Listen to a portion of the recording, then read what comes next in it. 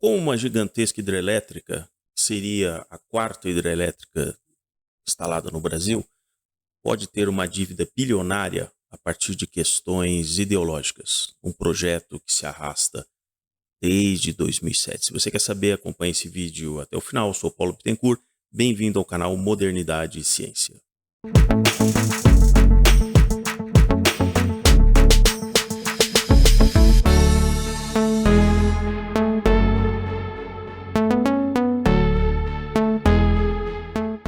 Antes de prosseguirmos aqui no vídeo, peço que você, se você está chegando agora no Modernidade e Ciência, se inscreva aqui no canal, coloque o joinha e vamos aqui ao nosso vídeo sobre a hidrelétrica de Santo Antônio.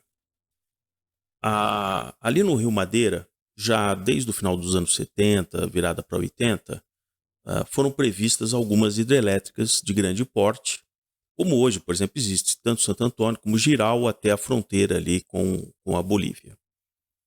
E em 2007, finalmente foi feito um leilão, e um consórcio venceu para a construção de Santo Antônio, formado ali por Caixa Econômica Federal, com um fundo, a CEMIG, a própria Eletrobras e uma daquelas empreiteiras amigas, né, que vocês sabem. A obra foi transcorrendo com uma série de atrasos. Chegou a ficar parada, por exemplo, 9 meses por questões ambientais e tal. Tudo porque havia uma disputa entre a ministra da Minas e Energia e a ministra do Meio Ambiente, que, no caso, achava que, em função dos bichos da floresta, em função do lago que se formaria, aquilo não deveria ser construído. Ou seja, nós estamos pagando por erros estratégicos desde lá de 2007. Em 2008, o portal Brasil, a Agência Brasil, já divulgava aqui, ó, PAC transformou o país em um grande canteiro de obras, avalia governo, 2008. Né? Então nós temos ali a mãe do PAC, o pai do PAC, todos os paquidermes. Né?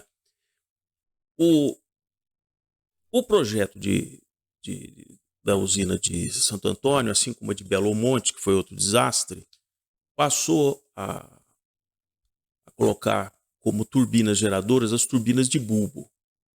Só que quem conhece esse meio de geração de energia elétrica sabe que as turbinas de bulbo sempre foram utilizadas, como por exemplo desde o início do século XX, na usina Henry Border, que tem como reservatório a represa Billings, um projeto da Light, da canadense Light, nos anos 20, São Paulo, precisando de energia para suas indústrias e tal, era necessário ter uma usina, e a Henry Border forneceu essa energia a partir de turbinas Kaplan.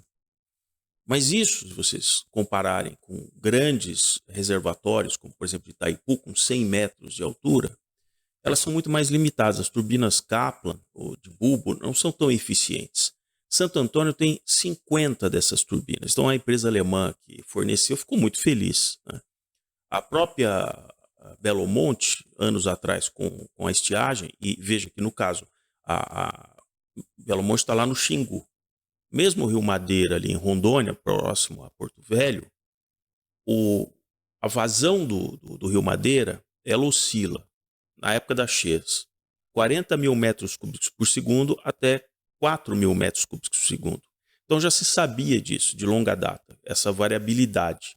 Então faz com que, em boa parte do ano, essas turbinas fiquem inoperantes. Belo Monte, por exemplo, num período de seca, de 20 e tantas turbinas, chegou até que trabalhar com uma turbina só, com metade da potência nominal. Esse é o custo de simplesmente irmos para o lado ideológico, criando, por exemplo, uma hidrelétrica que hoje deve o mesmo valor da sua construção. Em 2007 foi previsto um investimento de 12 bilhões de reais.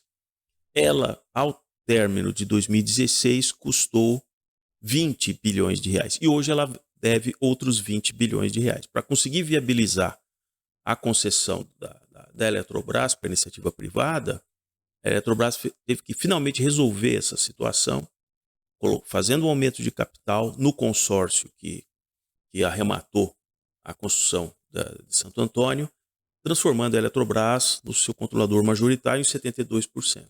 Isso faz com que o novo controlador tenha as obrigações também de amortizar essa dívida, pelo menos ao longo de 35 anos, que foi o prazo da concessão.